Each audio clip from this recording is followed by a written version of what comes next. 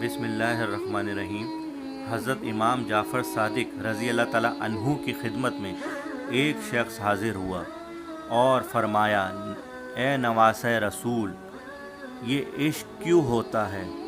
कोई इंसान किसी को क्यों अच्छा लगता है कि किसी इंसान के सामने कोई इंसान इतना अच्छा क्यों लगता है और उस शख्स के सामने पूरी दुनिया अच्छी नहीं लगती। बस इतना कहना था।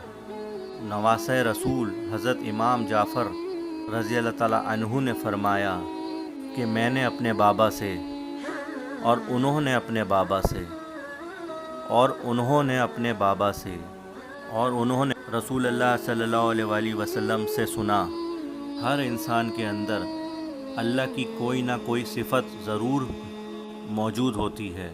कोई आदिल होता है, कोई रहम दिल होता है, कोई शुजा होता है, कोई सखी होता है।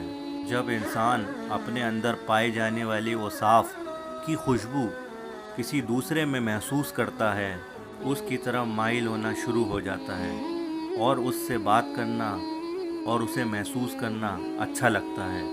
उसको देखना, उससे बात करना, और वो ये महसूस करता है कि वो मेरा है और मैं उसका हूँ।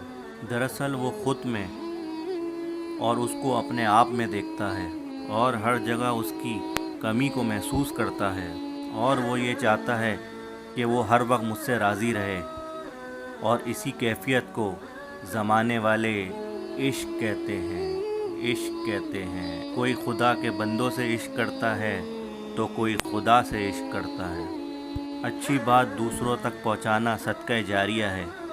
इस वीडियो को ज़्यादा से ज़्यादा शेयर करें और मुसब एडवाइज़र को कमेंट्स करें। अगर आपको हमारे चैनल की वीडियोस अच्छी लगती हैं, चैनल को सब्सक्राइब करें, लाइक करें और मुसब एडवाइज़र को इजाज़त दीजिए। अल्लाह निगहबान।